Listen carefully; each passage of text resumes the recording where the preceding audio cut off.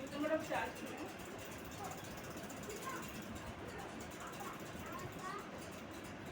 మమ్మల్ని కష్టపడి అమ్మ నాన్న బాగా చదివించారు. నేను అనుకునేదాన్ని మంచిగా ఉద్యోగం చేసి వాడుకున్న ఆర్థిక ఇబ్బంది నుంచి కూడా విడుదల కలిగించాలి అని అడిగేదాన్ని దేవుడు కూడా. నాకు నేను హాస్టల్లో ఉండడం వల్ల అయ్యగారు ఒక సంఘం స్థాపించినట్టు అది పాత అయ్యగారు అప్పటి నుంచి నేను చిన్నతనం నుంచి అక్కడికే వస్తున్నాం. ఆయన చనిపోయిన తర్వాత సంఘము మళ్ళీ అయ్యగారే కట్టడం అయ్యగారే నడిపించడం జరిగింది. అప్పటి నుంచి మేము అమ్మాళ్ళు ఎటు వెళ్ళారో మేము అట్టే వచ్చాము. నేను ఈరోజు సేవకురాలనైనా నేను అయ్యగారిని ఎప్పుడు తగ్గింపుగా లేదు. నాకు ఆయన దగ్గర ప్రార్థన చేయించుకోవడం కూడా ఇష్టమే. మా ఆయన గారు సేవకుడైనప్పటికీ నాకు అయ్యగారి ప్రార్థన కావాలి. కొన్ని అవసరాలకు నేను అయ్యగారు కూడా ఫోన్ చేసి చేయించుకుంటూ ఉంటాను. ఉద్యోగం విషయంలో నేను దేవుడిని అడిగినప్పుడు నేను ఒకటే అడిగాను. నాకు అది అప్పుడు గుర్తులేదు. నేను అప్పుడు కూడా సాక్ష్యం చెప్పలేదు. నా వివాహం అయిన తర్వాత కూడా నేను సాక్ష్యం చెప్పుకోలేకపోయాను. నేను ఒకటే అడిగా, ప్రభువా నేను చదువుకున్నాను కానీ నాకు పరిచయం కూడా ఆసక్తి ఉంది. ఒకటే అడిగా, ఉద్యోగం అన్నీ ఇస్తావా లేకపోతే నీ పని చేయడానికైనా నాకు అవకాశం ఇవ్వన్నాను. అయితే లెంత్ ఇలాగే ఉపవాస ప్రార్థనలో ఫిబ్రవరి నెలలో అలాగే ఉపవాస ప్రార్థన ప్రారంభమవుతుండగా అయ్యగారు ఉపవాస ప్రార్థనలు పెట్టారు. మనకి శుక్రవారాలు ఉపవాస ప్రార్థన జరుగుతున్నాయి.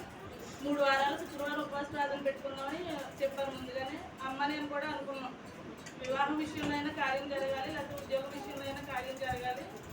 ఏదైనా సరే ప్రభు నీకు చెప్తాం, నీ ఉపవాసం అయితే ఉంటున్నాం. అమ్మ కూడా నాతో ఉంది, నేను కూడా అమ్మతో అని మొదలుపెట్టాము. ఆ శుక్రవారమే ఉపవాస ప్రార్థన స్టార్ట్ అయింది. ఆ ఉపవాస ప్రార్థనలో అమ్మ నేను కూడా ఆ రోజు ప్రార్థనలో ఏకీభవించాము. నేను కూడా చాలా బాధపడ్డా. ఏంటి ప్రభు నా జీవితం ఇలాగ ప్రశ్నార్థంగా ఉండిపోయింది.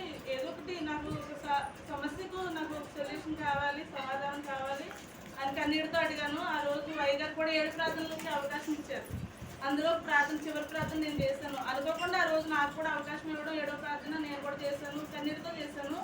ఆ రోజు రాత్రికి అమ్మ వాళ్ళకి ఫోన్ వచ్చింది, సంబంధం ఉందమ్మా రేపు వస్తారంట. అంటే అమ్మేమో ఎందుకులేండి, నేను అంత ఉపవాసం ఉందిగా బలహీనంగా ఒక అమ్మాయి, రేపు ఎప్పుడైనా చూపిద్దాంలే అమ్మాయిని అన్నారు.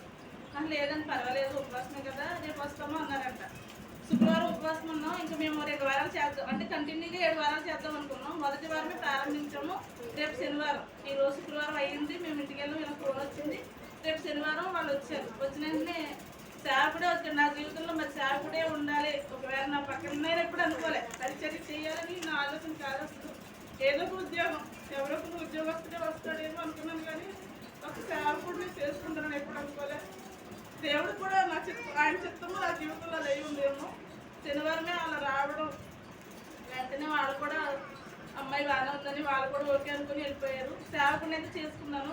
ఇది నేను ఎప్పుడో 8 సార్లు నా సంఘంలో నేను సాక్షిగా నిలబడాలని చాలా మార్లు అనుకున్నాను కానీ వస్తున్నా వెళ్ళిపోతున్నా కానీ ఎప్పుడు ఒక సాక్షిగా నిలబడలేకపోయాను. ఎందుకంటే నేను అడిగాను దేవుడిని, నాకు ఉద్యోగం కావాలి లేకపోతే మీ పనైనా అవసరం, మీ పనైనా పర్లేదు అన్నాను. దేవుడిని అడిగాను, ఇదే అడిగా, నాకు ఉద్యోగం నా పైన నా బ్రతికి నా పైన నీ పని చేసే అవకాశం ఉంది ఇవి అన్నాను. దేవుడికి ఆయన చిత్తంలో నేను ఆయన పని చేయడం ముందే నాకు సేవకుడిని ఇచ్చాను. నిజంగా నేను ఎంత కన్నీరు కాచానో చాలా మందికి తెలుసు. సంఘంలో నేను ఉద్యోగం నిమిత్తమే ఏడ్చాను. నాకు అన్నింటినీ దేవుడు నాట్యంగా మార్చాడు. గత కాలం నేను ప్రతి నెల ప్రతి సెలవులకు వస్తున్నాము. ఇంకా పిల్లలు చదువుకుంటాం వల్ల నేను కుదరట్లేదు రావడం వెళ్ళడం. సెలవులప్పుడైతే మాత్రం వస్తున్నాం. అయ్యగారితో కూడా ప్రార్థన చేయించుకుంటున్నాను. గత కాలం నాకు ఒక సేవలో మాది ఎలా ఉంటుందంటే ఒక 4 సంఘాలు అప్పు చెప్తారు మాకు సంస్థ ద్వారా. కాబట్టి ఒక 5 సంవత్సరాలకు ఒకసారి మారుస్తూ ఉంటాను మమ్మల్ని కూడాను. పోయిన సంవత్సరం అలాగే మారుస్తాను అన్నారు. అయితే ఏ స్థలం ఇస్తారో నాకు తెలియదు. ఒక 4 సంఘాలు అప్పు చెప్తారు. నాకు ప్రశ్నార్థంగా మిగిలిపోయింది ఏంటంటే 2 సంఘాలు అప్పు చెప్పారు. గుడివాడ కానీ లేకపోతే నూజివీడు దగ్గర కానీ అంటున్నారు. నాకు ఎక్కడికి వెళ్ళాలో మాకు తెలియట్లేదు. ఆయన కూడా నాకు ఫోన్ చేశారు, ఎక్కడికి వెళ్ళాలన్నది మేము నిర్ణయించుకోలేకపోయాము. అయితే మేమిద్దరం ఆయన మా సేవకుడు నేనైతే అనుకున్నాము గుడివాడ వెళ్ళిపోతాంలే. ఇంకా చింతలపూడి దగ్గర చేసాము ఆల్రెడీ మేము ఒకసారి వెళ్ళిన కొత్తలో చింతలపూడిలోనే ఉన్నాం. మళ్ళీ అక్కడే ఇస్తానంటున్నారు చింతలపూడి దగ్గరలోనే. వద్దులే దూరంగా వెళ్ళిపోయినా పర్వాలేదు కానీ పిల్లల చదువులు దగ్గర బాగుంటుందని గుడివాడ వెళ్ళిపోతాం అనుకున్నాం. అయితే నాకు అది ఎటు తీసుకోవాలో నిర్ణయం కూడా తెలియలేదు. నేను అప్పుడు అయ్యగారితో ఇక్కడికి వచ్చినప్పుడు ఇలాగే వేసవికాలమే వచ్చాము. జూన్ నెలలో జాయిన్ అవ్వాలనుకున్నప్పుడు ప్రార్థన చేయించాను అయ్యగారితో. అయ్యగారండి ఇలాగ ఉంది, 2 ఊర్లు ఉన్నాయండి, గుడివాడ ఒకటి పోలవరం ఉంటండి, ప్రార్థన చేయండి, కొంచెం ఎక్కడికి వెళ్ళాలో తెలియట్లేదు, దేవుడి చిత్తం ఏమై ఉన్నదో మేము ఎక్కడ పరిచయం చేయాలని ఉందో కొంచెం ప్రార్థన చేయదని అడిగితే ఎప్పుడు చేయించుకోలేదు, వెళ్ళిపోయేటప్పుడు చేయించుకుని వెళ్ళిపోవడమే. అలాగే చెప్పేసి వెళ్ళిపోయాను. అయ్యగారు అన్నారు ఆ రోజు, అమ్మ ఒక చెట్లు జామీన్ చెట్లులా కనిపిస్తున్నాయి, ఒక అడవిలా కనిపిస్తుంది, ఆ ప్రాంతంలో ఉన్నట్టున్నారు మీరు, అక్కడ చేస్తున్నట్టు అనిపించింది నాకు పరిచర్య అన్నారు. ఇది ఎక్కడుంది అడవిలాగానే ఆయన అడిగాను నేను. అడవిలాగా ఎక్కడా లేదమ్మా, మన రెండు స్థలాల్లో ఎక్కడా లేదు, మరి ఎక్కడైతే ఉంటుందో అని అనుకుంటే ఏమీ లేవు, పెద్ద చెట్లు అయితే అలాగే జామీన్ చెట్లు ఏమీ లేవు, మరి ఎక్కడైనా వెళ్ళొచ్చాక దగ్గరికి అన్నారు. సరే ఏదైనా సరే అయితే అయ్యగారు ఊరి పేరు చెప్పలేదు, కానీ అడవిలాగా మొక్కలు పెద్ద చెట్లు కనిపిస్తున్నాయి అమ్మా అని చెప్పారు. నేను అనుకున్న ఏమో ప్రభు నీ చిత్తం ఏంటో అని నేను అరేసుకుని వెళ్ళిపోయాను. ఆయన అన్నారు పోలవరం ఇచ్చారమ్మా, చింతపూడి దగ్గర పోలవరం, మన ఇంటి వైపు కాదు, కోయిలగూడెం దగ్గర చింతపూడి దగ్గర పోలవరం అయితే సరే అన్నారు. మేము ఇంకా బయలుదేరిపోయి నేను ఎక్కడి నుంచి వెళ్ళిపోయాను, ఇక్కడ నుంచి డైరెక్ట్గా పిల్లలు తీసుకుని పరిచయం దగ్గరికి వెళ్ళాము. వెళ్తున్నప్పుడు నాకు చిన్నపాటి అడవిలాగా కనిపించింది. అయ్యగారు నాకు జామీన్ మొక్కలు కాదు ముందు అన్నది, అడవిలాగానే కనిపించిందని చెప్పి జామీన్ మొక్కలు చెప్పారు. అడవిలాగా ఉంది, నేను చూసుకుంటే వెళ్తున్నాను. నేను వెళ్ళే ప్లేస్ అసలు ఎలా ఉంటుంది, అయ్యగారు చెప్పారు కదా అదే వచ్చిందా లేకపోతే ఇంకోటి ఏదన్నా దేవుడి చిత్తం ఏంటో అని అనుకుంటేనే చూసుకుంటే వెళ్తున్నాను. నాకు అంటే ప్రాజెక్ట్ కూడా ఉందండి, ప్రాజెక్ట్ పక్కనే అడవిలా ఉంటుంది. ఆ అడవి కనిపించింది. నా ప్రాంతానికి వెళ్ళేటప్పుడు అయ్యగారు ఇలాగే చెప్పారు, అడవిలాగా కొంచెం అడవి ఉంది, చిన్న అడవి, పెద్ద అడవి కాదు కానీ అడవి ఉంది. నేను అనుకున్నాను అయ్యగారు చెప్పినట్టే నాకు అనిపించింది కనుక నేను అక్కడికే వచ్చాను.